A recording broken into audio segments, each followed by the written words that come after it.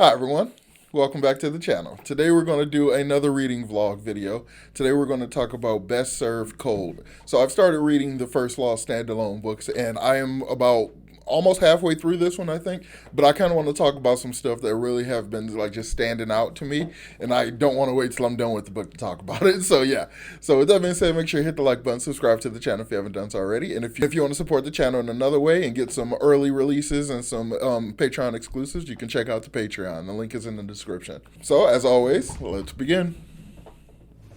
So, Best Served Cold. Okay, I am roughly. This is going to contain full spoilers for the book. Sorry, I can only do this vlog style in full spoiler mode. So, this is just kind of going to go up to the point where Shivers loses his eye.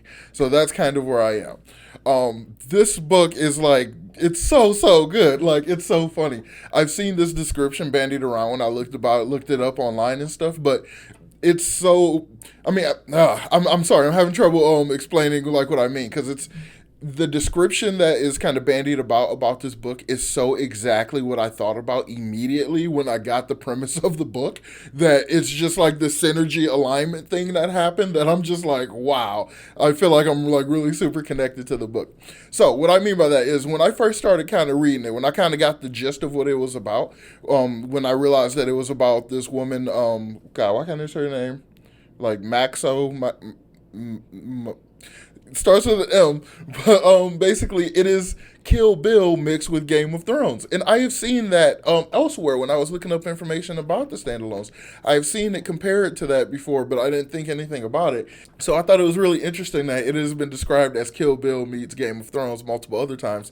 I think it's probably also because the main plot is just a revenge plot, so it's very similar to Kill Bill because that entire movie is just a revenge plot, and Game of Thrones being the level of grimdark that it is. I mean, this comes from Joe Abercrombie, so of course it's like grimdark, but like I am very impressed and continue to be fascinated with how he writes his characters.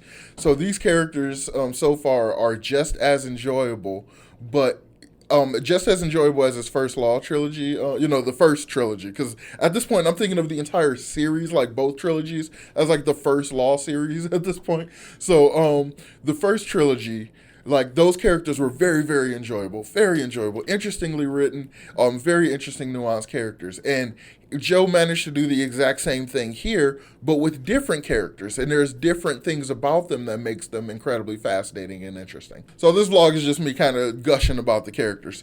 So I love the fact that Shivers is a character we have met before. He is from the original, from the first trilogy, but we didn't really get a whole lot, with him. Like it was just kind of that revenge plot with Logan and stuff like that, and then him kind of getting over it. So this idea of him like going to Styria, trying to be a better man and like try to have this whole other life and stuff, I was like, that is so fascinating. Like that is so cool, and I was really liking that. And there's just this interesting bit that's like, no matter how hard he tries, I mean, it feels like it's kind of indicative of Joe Abercrombie's world, but like no matter how hard he tries to be a good person, it's like the universe will not allow it.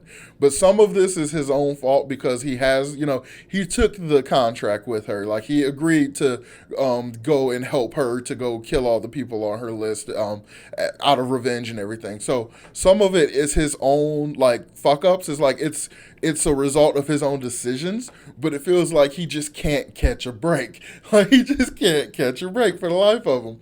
But it's so deliciously complicated because not only is it like his own fault because this is the result of decisions he's made, but it's also like he's drawn to helping this girl because he's actually into her and she's into him, but neither one of them want to be kind of into each other. And then it's like the entire plot of it is like he understands her reasoning and he agrees with her reasoning, and but he also like it goes back and forth. It just has a lot of back and forth. There's a lot of like presenting this idea and then immediately playing devil's advocate with it. So I just thought that was just really fun and really fascinating. I like it so much. And the aspect of the world building that's just kind of blowing my mind a little bit right now is the fact that we are kind of in like how steampunk is like on the verge of the Industrial Revolution. Is always like that, cross between like the Renaissance era and Industrial Revolution kind of thing. Like we seem to be in that period, but it's in a period of the death of magic and the birth of the Industrial Revolution and the age of reason and science and stuff. And I just love that idea because it's something with the world building magic system that I haven't seen in like a book. Like I've seen that kind of thing like in TV shows before, but not like in a book. So it kind of gives you this ability to make the magic even more mysterious, and then it gives you like this leeway for people to just completely think magic is BS. So when Shivers is talking about the magic he's seen, the scientist people and stuff in Styria that he's talking to, that's a part of this whole Ocean's 11 ragtag like kind of heist storyline, but it's a revenge murder plot line. Like they're like, oh, he's talking about the magic he's seen and stuff, and they're just talking absolute mad cash crap about him, and like it's just it's just so being from the perspective like, no, like magic is real, like Baez is an entire immortal crazy ass bastard, like it's this whole thing. So to see people like just literally making fun of him for his belief in magic, which is so reminiscent of real life, because as far as we know, well, I would like to hope that there was a point in time when magic was real and it essentially died out because technology and all that kind of stuff. That would be really cool. Like, so this idea that it exists in this period, and then these people that think they know everything actually truly don't know everything. I love it so much. It's a part of my devil advocate kind of mindset. Like, I am an atheist, but I would love to be proven wrong. Like, I am desperate to be proven wrong. Somebody show me real magic, show me a deity. Like, just, I am desperate to be proven wrong. So it's kind of where I am with it. So this back and forth with it, it just kind of hits me in a completely different level, and I just love it to death. So like these scientist people, to have them to become, well, not entirely proven wrong, but to be presented as though they know everything, but they so clearly don't. I love that idea so much. It's so much fun. It's such a great concept, and it just does so much for this world building. I think it's so well done. The way in which the world is expanded, and then in context of that magic system and that lore, and then in context of the stuff that Baez did, and like Giselle and stuff, takes place like 3 years after that. So it's just like, the context of all of that stuff is just bigger. Like, it feels like the first trilogy was a little bit of a contained kind of story. It was just like very much this kind of contained story. But now it's like we've stepped out, and now we're in the full world, and all the implications of all the other stuff that happened in those three books, like they go further, and there's just more. It's so interesting because, like, as much as I love Glocker being the torturer and stuff, this guy who's the poisoner is so interesting as well. He's like, he just has this like just hyper dainty kind of very fancy kind of thing, like he kind of gives that off. And then Friendly is this really interesting ex-con who is like hyper OCD about numbers and stuff. And then I love the little POV we get, like, I would count the exact number of like peas and chicken or whatever everybody gets in their meal, but like that level of precision normally pisses people off or whatever, so he like doesn't do it and stuff. It's just every single character is so interesting. Even the entire like political machinations that are kind of being hinted at right now about what's going on, about her trying to kill Orso. Like, there's people that don't like him. There's people that like, the reason why Shivers gets his eye burned out is because people specifically think that they're spying for him, and they don't believe him when they're trying to tell him that no, they're actually trying to kill this guy. They're not spying for him. So it's just like, it's so deliciously complicated, and I love it. I'm sorry, this is incredibly rambling, but like, I just wanted to kind of gush about it a little bit. I am so enjoying this book so far, and when I'm done with this, we're probably going to hop back into Aragon and finish those last two books.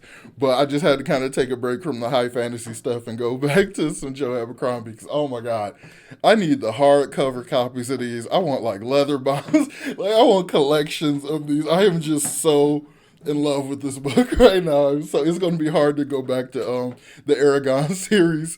I'm going to want to jump into the second standalone. I already know it. I can already feel it. So yeah, of course, let me know in the comments down below if you're reading it. What do you think about it so far? If you've already read it, do you understand what I'm talking about? This early introduction. Well, it feels about halfway through the story, but yeah, this first huge chunk where we're really getting into the characters and stuff. Oh, and I also want to talk about one thing. Yeah, I find it fascinating. I noticed, like, with sex scenes. So sex scenes tend to be like, it seems like most writers try to like hyper romanticize sex and stuff like that. Like, they're trying to use it as a way to overemphasize the relationship of characters and things like that. And it's often written in this very flowery, like overly perfect kind of way. And I love the fact that Joe does not do that. So the stuff that we got in the first trilogy with Logan and that one lady whose name I can't remember, that entire thing was just brilliantly done. And I just thought it was just so different from the typical. I just loved it. And the same thing happens in this. The woman who hired Shivers and the rest of them to go help on a revenge mission, they end up sleeping together. And it's far more romantic than Logan and the other lady. It's like it feels more organic and stuff, but it's still not that, perfect, clean, hallmark kind of, the kind of thing. It's written in this hyper realistic way that I just think is just like, it's both a breath of fresh air, and it's just like it's familiar while feeling new. It's such a crazy double kind of thing. So yeah, let me know about all in the comments down below. I've rambled long enough.